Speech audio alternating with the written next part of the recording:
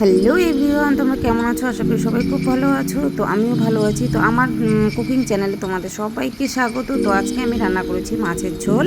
তো দেখো সেটা কীভাবে করেছি সেটাই তোমাদের সাথে শেয়ার করে নেব। তো এখানে আমি কাতলা মাছের পিসগুলো নিয়ে নিয়েছি আর দিয়ে দিচ্ছি হলো নুন। এবার পরিমাণ মতো দিয়ে দেবো হলুদ গুঁড়ো, নুন আর হলুদ গুঁড়ো দিয়ে দিলাম। তো এবারে আমি দিয়ে দেবো হলো সামান্য পরিমাণ একটুখানি সর্ষের তেল। সর্ষের তেলটা দিয়ে খুব ভালো করে নুন হলুদ দিয়ে আমি মাখিয়ে নেবো। কেননা সর্ষের তেলটা দিচ্ছি এই কারণেই, তাহলে কড়াতে লেগে যায় না, মাছগুলো খুব ভালোভাবে উঠে আসে। তো তোমরাও করে বাড়িতে ট্রাই করে দেখো। তো চলো ভালো করে মুখটা মাখিয়ে নিই, তেল তেল দিয়ে পুরোটা খুব সুন্দর করে মাখিয়ে নিতে হবে, যাতে পুরো মাছগুলো বেশি ভালোভাবে লেগে থাকে। তো দেখো আমি যেভাবে উল্টে পাল্টে মাছগুলোকে নেড়ে চেড়ে মেখে নিচ্ছি, তোমরাও ঠিক এভাবেই মেখে নেবে। তো চলো এইভাবে আমি মেখে নিলাম। এবার আমি একটা কড়া বসিয়ে দেবো। তো মাছগুলোকে খুব ভালো করে আমি ভেজে নেব। তো তোমরা কেউ কোথা থেকে আমার ভিডিওটি দেখছো কমেন্টে আমাকে একটু জানিয়ে। আর আমি রেগুলার ভিডিওগুলো দিতে পারছি না, কারণ আমি কয়েকদিন বারে বারে দিই ভিডিওগুলো। আর আমার চ্যানেলে তোমরা সবাই আমার পাশে থেকো। আর দেখো আমার মাখানো হয়ে গেছে। তো আমি পরে দিয়ে করবো। তো চলো আমি কড়া বসিয়ে দিয়েছি। তো এবার আমি তেল দিয়ে দিলাম। তেলটা আমার গরম হয়ে এসছে। তেলটা দিয়ে আমার ধোয়া বেরিয়ে যাচ্ছে। তো যেহেতু আমার তেলটা গরম হয়ে গেছে, তো এবার আমি একটা একটা করে মাছের পিসগুলো দিয়ে দেবো। দেখো সবগুলো একবারে দেওয়া যাবে না, প্রথম ধাপে কয়েকটা পিস আমি দিয়ে দেবো। 3টে পিস দিয়ে আমি মাছগুলোকে খুব ভালো করে ভেজে নেব।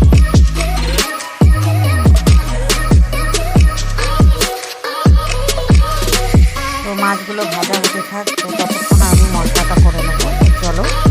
তো দেখো এখানে নিয়েছি কাঁচা লঙ্কা, দুটো আদা নিয়েছি। তো এবার এগুলোকে আমি ছোটো করে নিচ্ছি, নাহলে আদাটা ঠিকঠাক সুন্দর বাটা যায় না। তো কাঁচা লঙ্কা আর আদা আমি এখানে খুব ভালো করে বেটে নেব। আর আমি মশলা বেটেই রান্না করি। তো দেখো আমার মশলাটা বাটা হয়ে গেছে, আদা আর লঙ্কা। তো আদা বাটা আর লঙ্কা বাটা হয়ে গেলো। তো এবার চলো মাছটা একটু দেখে নিই। তো দেখো মাছগুলো এক পাশটা হয়ে গেছে, উল্টে দেবো।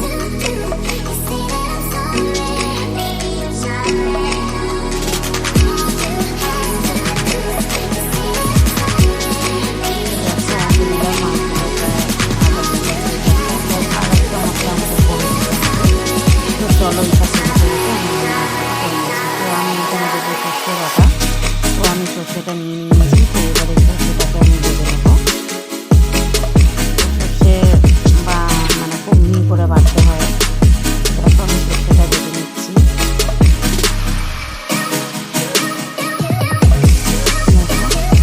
আমার বাটা হয়ে গেছে। এদিকে আমার মাছগুলো ভাজা হয়ে গেছে। তো আমি এবার মাছগুলোকে নামিয়ে নেবো।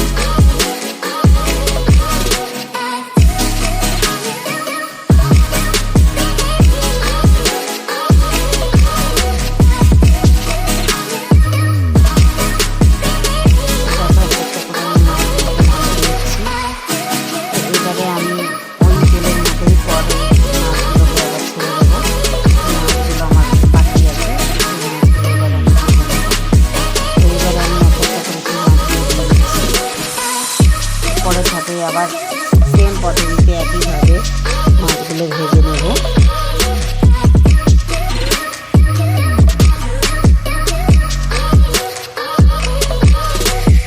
তো দেখো আমার পরের ধাপের মাছগুলো ভাজা হয়ে গেল। এপাশ ওপাশ করে উল্টে দিয়ে পুরো ভাজা হয়ে গেছে। তো আমি এবার পরের ধাপের মাছগুলো নামিয়ে দিলাম।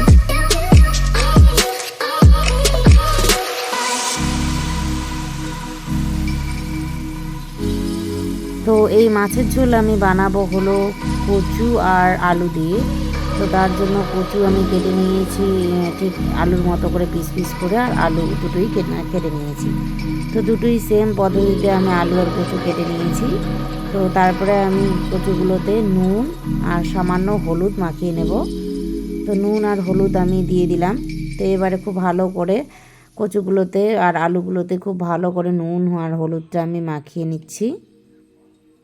তো দেখো সবগুলো কচু আর আলুর গায়ে যেন নুন আর হলুদটা খুব ভালোভাবে লেগে যায়, তো সেভাবে মাখিয়ে নিতে হবে।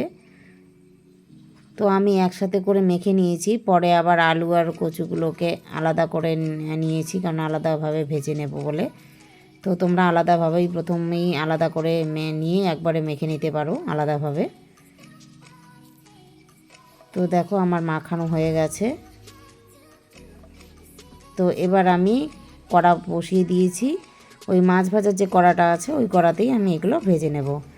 তো চলো ভেজে নিচ্ছি। তো প্রথমে আমি আলুগুলোকে ভেজে নেব। তো সবগুলো আলু আমি কেটে নিয়েছি, নুন হলুদ মাখিয়ে নিয়েছি। তো এইভাবে আলুগুলোকে প্রথমে আমি ভেজে নেব লাল লাল করে। তো চলো দেখো আমি সবগুলো আলু দিয়ে দিলাম।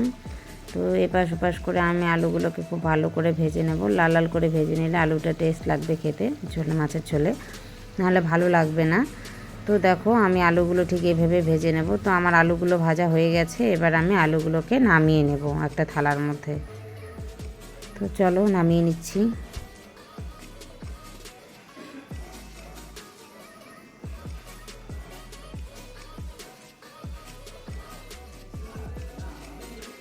তো চলো আমার আলুগুলো নামানো হয়ে গেছে। তো এবারে আমি সেম পদ্ধতিতে ওই তেলের মধ্যেই সেমভাবে এই কচুগুলোকে আমি ভেজে নেব। তো কচুগুলো ঠিক এভাবে ওলট পালট করে এপাশ ওপাশ নাড়িয়ে দিয়ে খুব ভালো করে লাল লাল করে ভেজে নেব, তাহলে এটাও ভালো করে ভাজা হলে ঝোলটা টেস্ট হবে। তো দেখো আমি কচুগুলোকে ঠিক এইভাবে ভেজে নেব। তো দেখো আমার কচুগুলো ভাজা হয়ে গেছে। তো এবার আমি কচুগুলোকে নামিয়ে নিচ্ছি, একসাথেই নামিয়ে নেব।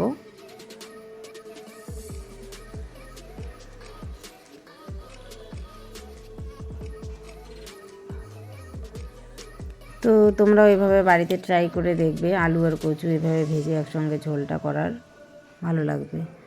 তো আমি ওই তেলের মধ্যেই আর একটুখানি তেল দিয়ে দিয়েছি। তো এবার দেখো আমি ফোড়নে দিয়ে দিলাম হলো জিরে একটু পরিমাণ আর মতো, আর দিয়ে দিলাম একটা লঙ্কা ডুমো করে, আর দিয়ে দিচ্ছি এখানে আমি গরম মশলা ফোড়নে, আর দিয়ে দিলাম হলো তেজপাতা কয়েকটা। এবার আমি এখানে দিয়ে দেবো আগে থেকে পেঁয়াজ আর লঙ্কা কুচিয়ে রেখেছি, তো সেটা দিয়ে দিলাম। তো এবার এগুলো দিয়ে আমি খুব ভালো করে ভেজে নেব। তারপরে আমি দিয়ে দিচ্ছি এখানে কাঁচা লঙ্কার আদাটা যে আমি বেটে রেখেছিলাম, তো কাঁচা লঙ্কার আদাটা, এই বাটা আদাটা, এই দুটো আমি দিয়ে মশলাটাকে খুব ভালোভাবে কষিয়ে নেব। তো দেখো ঠিক এইভাবে আমি যেভাবে নাড়ছি ঠিক এইভাবে নেড়ে চেড়ে তোমরাও করবে। তো খুব ভালোভাবে এভাবে মশলাটা কষিয়ে নেব। তো আমার একটু ভাজা ভাজা হয়ে গেছে। তো এবার এখানে আমি দিয়ে দিচ্ছি হলো জিরের গুঁড়ো পরিমাণ মতো, তারপরে দিয়ে দেবো হলো লঙ্কা গুঁড়ো পরিমাণ মতো, আপনারা ঠিক যেরকম ঝাল খাবেন ঠিক সেই বুঝে লঙ্কা গুঁড়োটা দেবেন। তো এগুলো দিয়ে আমি একটু খুব ভালো করে নেড়ে চেড়ে নেব। তো ভালো করে নাড়তে হবে, না হলে মশলাটা কাঁচা গন্ধ থেকে যায়। তো ঠিক এইভাবেই ভালো করে নেড়ে চেড়ে নেবেন, আর যাতে মশলাটা পুড়ে না যায়, তো আমি একটু মশলার বাটিটা ধুয়ে সামান্য একটু জল দিয়ে দিলাম, তো যাতে মশলাটা মানে লেগে না যায় কড়াইতে। তো দেখো ঠিক এইভাবে ভালো করে মশলাটা কষিয়ে নিতে হবে। তো একটুখানি কষানো হয়ে গেছে, এবার আমি দিয়ে দিলাম হলো হলুদ গুঁড়ো, তারপরে দিয়ে দেবো হলো পরিমাণ মতো নুন, তো আর একটু দিয়ে দেবো হলো হালকা করে চিনি। তো এবার এগুলো দিয়ে আমি খুব ভালো করে নেড়ে চেড়ে নেব। তো যেহেতু আমার মশলাটা হয়ে গেছে, তো আমি আর একটুখানি অল্প পরিমাণে জল দিয়ে দিলাম। তো এবার একটু মশলাটাকে আমি ফুটতে দিয়ে দেব। তো দেখো ঠিক এইভাবে মশলাটা একটু ফুটে যাওয়ার জন্য অপেক্ষা করতে হবে। তো মশলাটা আমার মোটামুটি হয়ে গেছে প্রায় কষানো।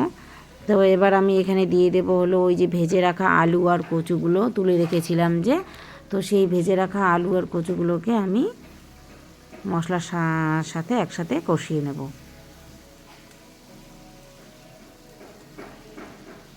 তো দেখো ঠিক এভাবে তোমরাও কষিয়ে নেবে।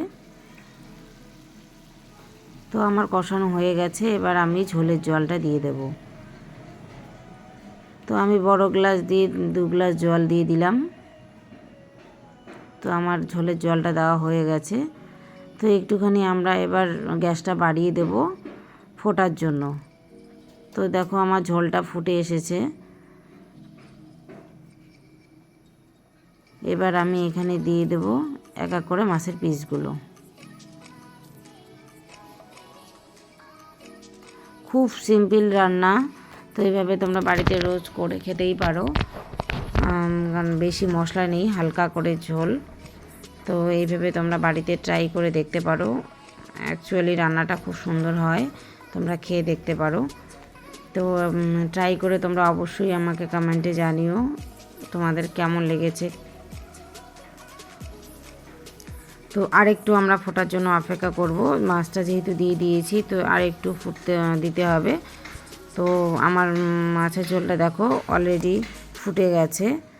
আর এখন আমি মাছের ঝোলটাতে আমি যে সর্ষেটা বেটে রেখেছিলাম মাছের ঝোলের জন্য, তো সেই সর্ষেটা আমি পুরোটা দিয়ে দেবো না, ছেঁকে দেবো আর কি, মানে খোসা শুদ্ধ দেবো না, কারণ খোসা শুদ্ধ দিলে ভীষণ মানে এগুলো খেলে পেট ব্যথা হয়। খোসা শুদ্ধ না দেওয়াই ঠিক, খোসা শুদ্ধ দিলে রান্নাটা ভালো হবে না। তো আমি সর্ষেটাকে ঠিক ছাঁকনির সাহায্যে এভাবে ঘুরিয়ে ঘুরিয়ে দিচ্ছি। তো আমার ছাঁকনিটা ছোট বলে দিতে টাইম লাগছে, তোমাদের বড় ছাঁকনি থাকলে তোমরা সেভাবেই দিয়ে নেবে, আগে থেকে ছেঁকে নেবে।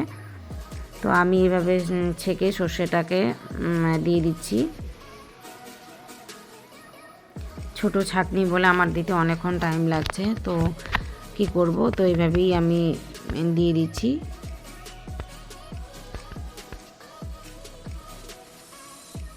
তো দেখো আমার ছাঁকা হয়েছে, দেখো কতটা পরিমাণ নোংরা বেরোলো। এগুলো খেলেই পেট ব্যথা হয়। তো এবার আমরা দেখো ঝোলটা আমার হয়ে গেছে, সর্ষে বাটাটাও দেওয়া হয়ে গেছে, এবার ফুটে গেছে। এবার আমি ঝোলটাকে নামিয়ে নেব, কারণ অনেকক্ষণ ফুটে গেছে, হয়ে গেছে। তো এবার একটু এপাশ ওপাশ করে নেড়ে চেড়ে আমি গ্যাসের ফ্লেমটা অফ করে দেব।